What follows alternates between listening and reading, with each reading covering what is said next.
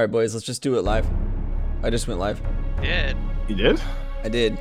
I mean, I could have 2 tabs open. All I want to do is talk about sex in Lord of the Rings.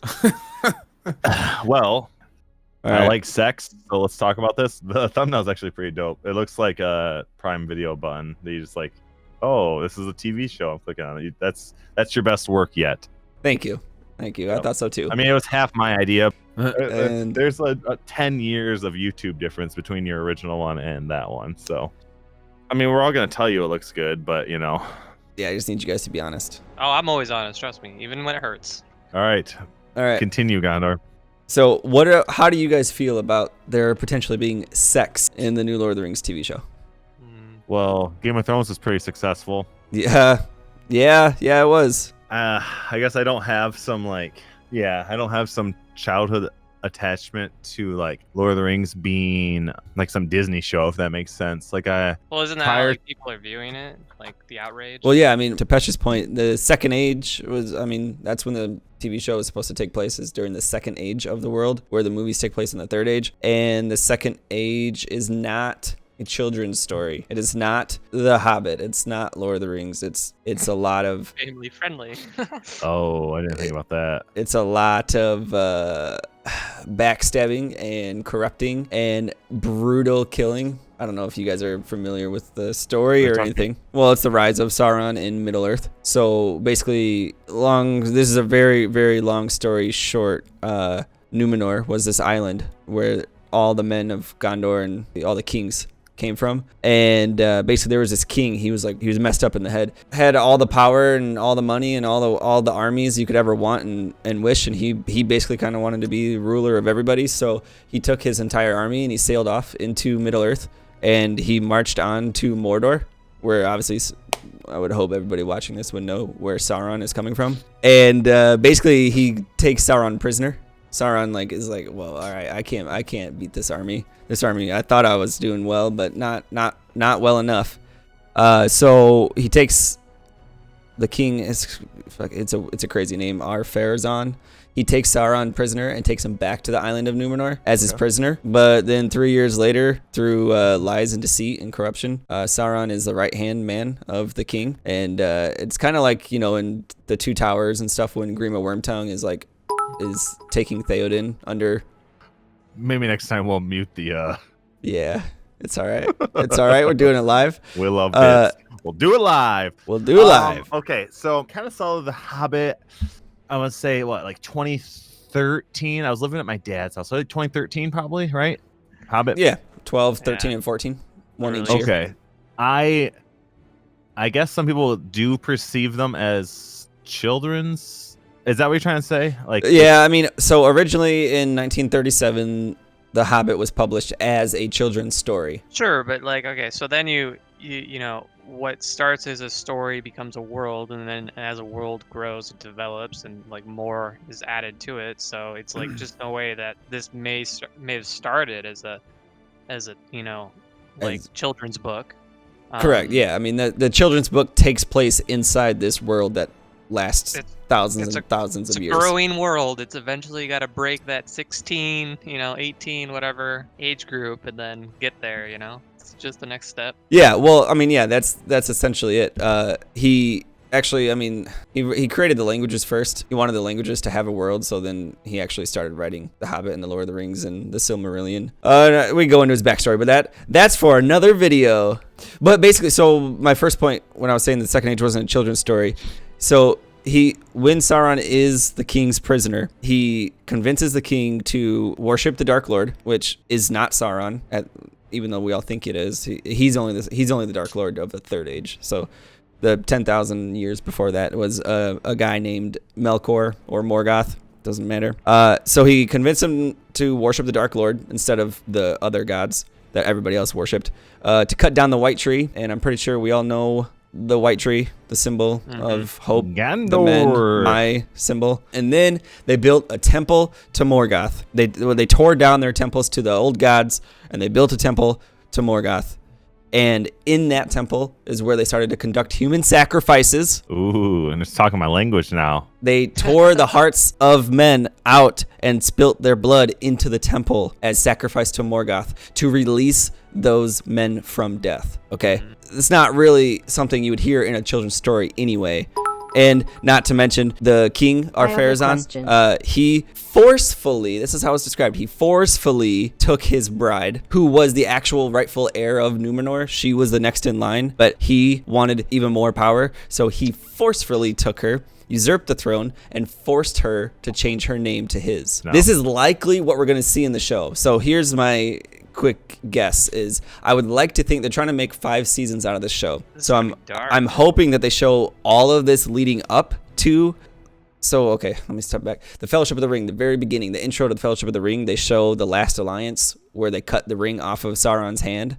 That is the end of the Second Age, and our entire TV show is taking place before that ever happens. So what I'm hoping for is the entire story of how Sauron rises to power.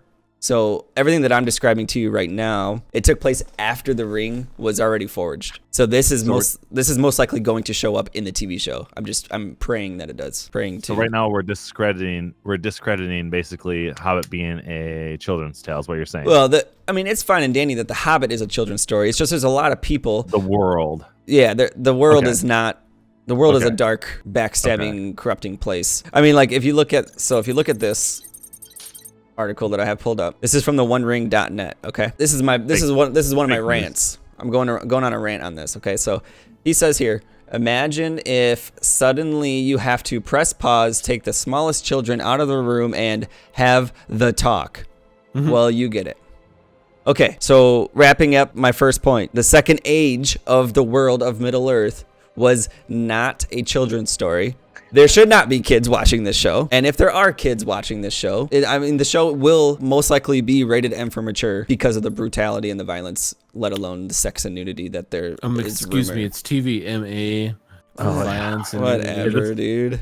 Is this going to be for video games? Are we wanting this, or are we thinking this is going to be Game of Thrones-esque as far as like? Well, I think that HBO. I think it's going to be similar. Anytime the one time the word rape was ever used in his writing was in context of like destroying a city, like the rape of Gondor. Yeah. So there was never like rape in the sense of like Game of Thrones where Ramsay rapes Sansa on their wedding night and has sex. And my second point of why there needs to be sex in this Lord of the Rings TV show is that sex sells, okay? Amazon has spent $500 million with 2 seasons and a contract to do 5 seasons and, quote, potential spin-offs. Okay, they're not going to spend $500 million and let the chance of it not being a good or not being a popular TV show. Does that make sense? Quick question. I do have Prime TV, but I don't really watch much TV shows on there. What do they have? Do they have similar shows? I'm gonna keep bringing up Game of Thrones. Do they have something similar, like where there's nudity in it? I mean, there's a lot of TV shows that kind of have that as it's like a structure for how they build their shows. But does Amazon? Yeah, no, I mean Amazon specifically. I mean, I'm gonna admit I don't really watch Prime Video that much. Please. Bunkmaster Flash. So Amazon's slate of original shows to this point has been not anything in this genre for sure. I don't watch much on Amazon Prime Video, and I've literally only kept Amazon Prime because in 2017 they announced that Amazon won the rights to this. So, like, to some people, they don't necessarily want this show to be compared to Game of Thrones because, mainly because of the whole, like, how dark and brutal and nasty Game of Thrones was to some people with, like, the sex and the rape. And it's also a much darker story, though. Well, I mean, yeah, that's the thing is it is a little bit of a darker story, but the show won't touch on it because they don't have the rights to it. But there was kinslaying. I mean, that was a huge part of the first stage where, like, families killed each other, which a lot of that happens in Game of Thrones and stuff too. But Game of Thrones would not have been as popular with the masses of the people if it weren't for the boobies. I mean, season 1, almost every episode had either boobies or apparently hot guys, according to my wife. Are you trying to tell me you can't appreciate a a good-looking male? I can absolutely appreciate a good-looking male. Okay. Dario Naharis. What the recast that they did in season 4 for Dario compared to the 2 episodes Dario was in season 3 was the best change they could have ever made. Played by 2 different guys. Oh yeah, you're right. Yeah, great choice. But I mean, yeah, they need to appeal to those who are not Tolkien fans. I've never heard of Lord of the Rings before, and I mean, the truth hurts, but sex sells. People love sexual tension, sexual romance in the shows that they're watching. Back in 2011, when Game of Thrones season 1 aired, I can guarantee you that more than half of the record-setting 19.3 million viewers of the series finale would have never watched a show that consisted of swords, shields, magic, and dragons if it weren't for the boobies in almost every single episode and the hot dudes throughout. It's just, I wonder why. Why are those together? I think fantasy can sell without, but that's just a side note. I agree. Fantasy can, but a fantasy show to become the new Game of Thrones or the next Game of Thrones or the next biggest thing ever on TV. Like it definitely does better, helps sell. Yeah, I mean, there are a lot of fantasy shows out there that don't need the sex, but that has a very slim, dedicated but slim fan base. And my point here is that Amazon has spent $500 million on the show. The amount of Tolkien nerds that are out there, me included, we are not enough to help fund or, make their money back on this investment that they're putting into these shows. Interesting. Sex sells. Getting into later seasons of Game of Thrones, you do notice the lack of nudity and sex, and I don't think, I didn't start watching it for that, but the fact I seen it season 1, 2, and 3, and then we get to 4, 5, 6, and we won't talk about 7 or 8 because 7 and 8. But the fact that it's not there, it's almost like that's like cliche, but you almost oh, they sold out kind of thing. They're, but that's difficult.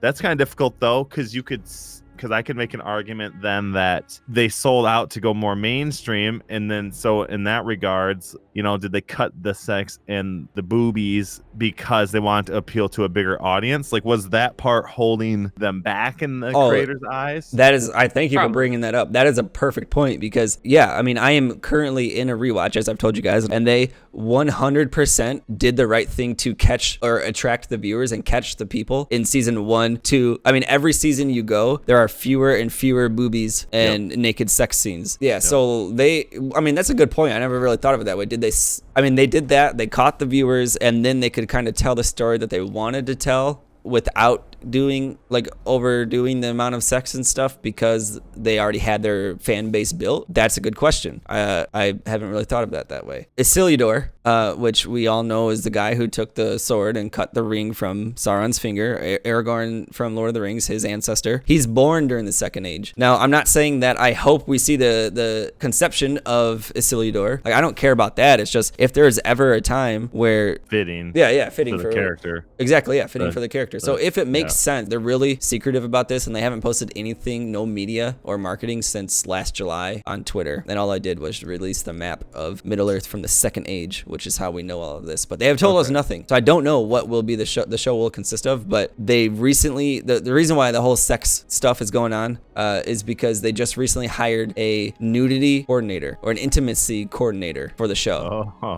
That's so nobody gets sued. Long story short, she is working on an unnamed Amazon project, so a UAP, and that UAP is taking place in New Zealand.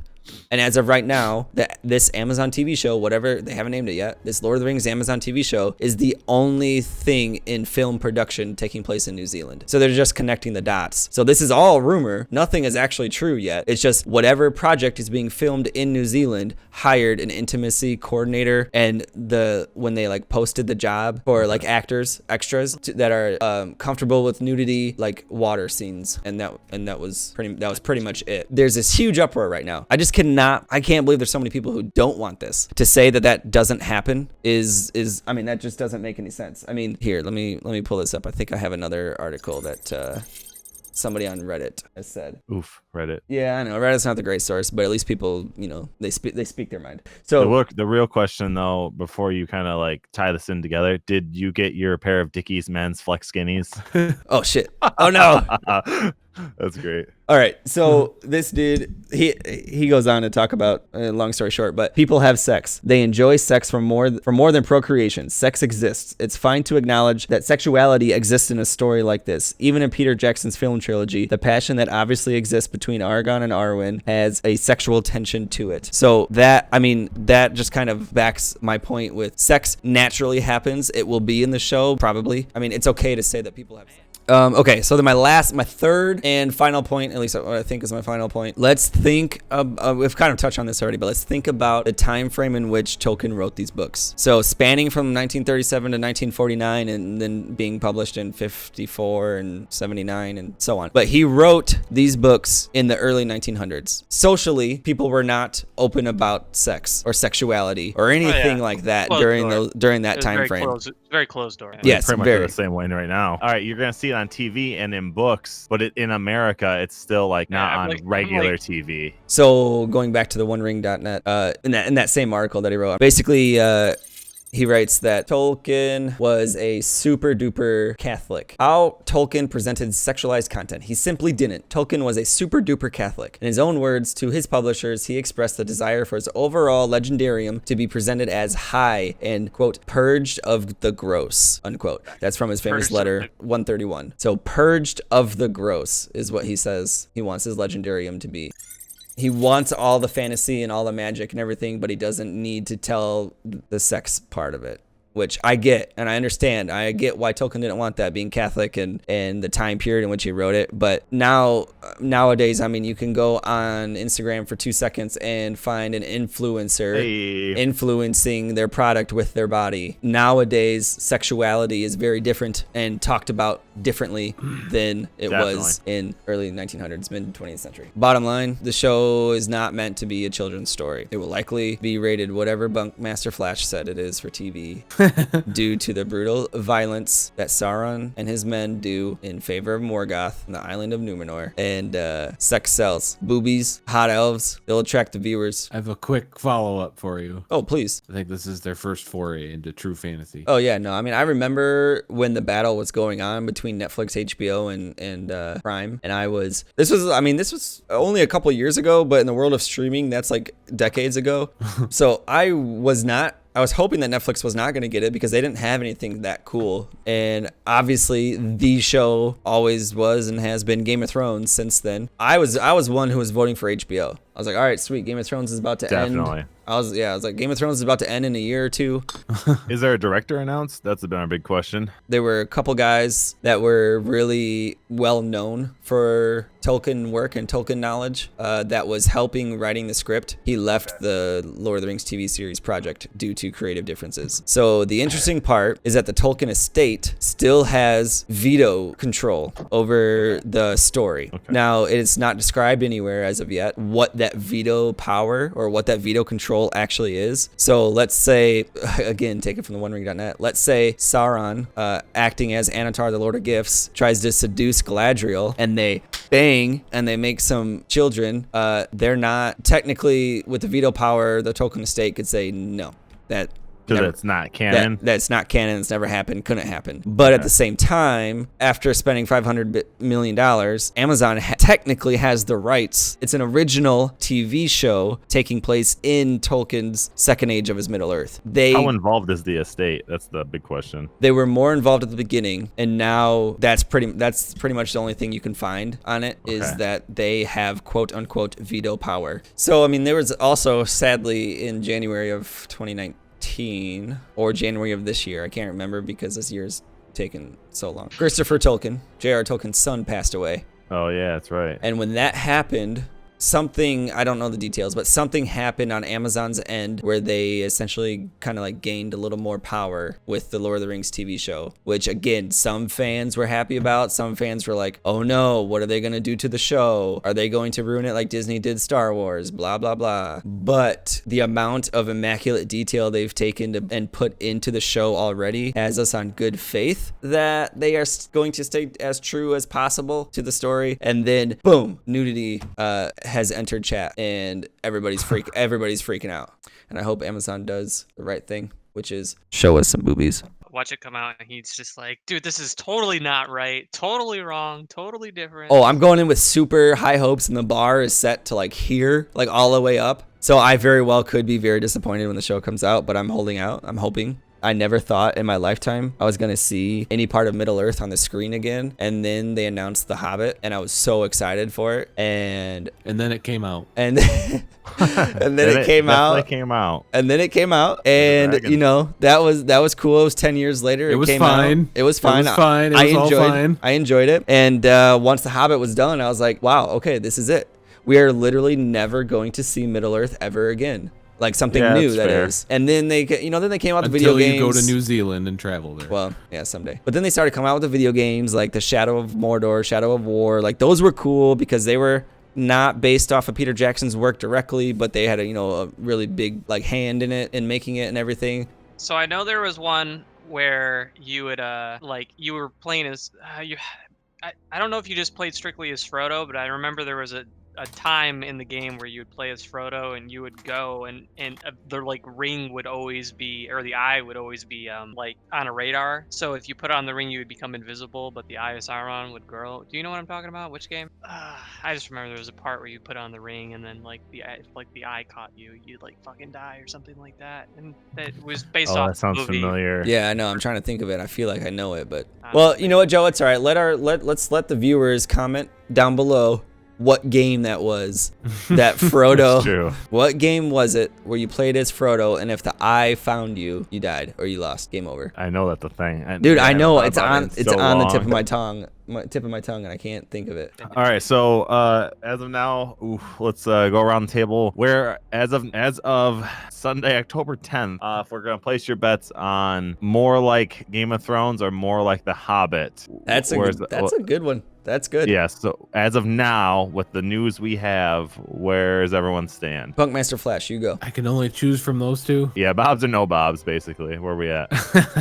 Game of Thrones. All right. Game of Thrones, 1. Joe. I'd probably go Game of Thrones too. I want it to be brutal like GOT, but I'm going to go with, I think it's going to be neutered like everything else in this world I love. So I'm going to go with, as of October 10th, dark. I'm going to say it's going to be more like Hobbit. I just think that there's also a potential. It could also be very romantic, love-based sexuality that happens in the show too. It doesn't have to be group orgies like The Witcher. It doesn't have to be rapey and brothels in like Game of Thrones, because J.R. Tolkien never wrote the word brothel in his stuff. There's no brothel was written about. I'm sure they existed, but that's an argument there. There could be a very romantic feel, which would probably win the hearts of all the haters out there right now who are disliking the idea of having nudity and sexuality in the show. I would bet that's where I'd place my bets on. No, yeah, I mean, there's a whole bunch of, like, again, this is all speculation. So the fact that there's such an uproar about this and how it shouldn't be in there, and they don't even know what they're talking about and what shouldn't be in there, makes me heated. Can I have the honor of reading the butthurt Twitter post of please. the show? I wish I could share your screen right now, but yes, please. Me too. I'm hot. I'm getting my blood's boiling, so I'm gonna take my sweatshirt off while you do this. Butthurt Twitter of the day. It comes to you from Alexander Joshua Davis out of Cambridge, United Kingdom. Are you guys absolutely nuts? No one wants this in this series. I've been looking forward to this for years, but I genuinely won't watch it if this is true. Way to tarnish the legacy of J.R.R. and Christopher Tolkien. Post. Hey, if you weren't doing it in that voice, I would not be laughing, and I would be incredibly angry and would break my keyboard responding to that. The vein in my forehead's popping out right now because I'm getting mad. Look forward to our weekly recap of the episode, assuming that it comes out once a week every week. It's gonna be annoying if it doesn't. All right, Pesh Plays, Bunkmaster Flash, and Dopa King, thank you for being here and talking about sex in Lord of the Rings on Amazon. Yeah, I gotta think of a way to close this. How do I end the video? You thank us for joining you, and then you say till next time. Yeah, and then make sure you add what I just said to you at the end as a blooper.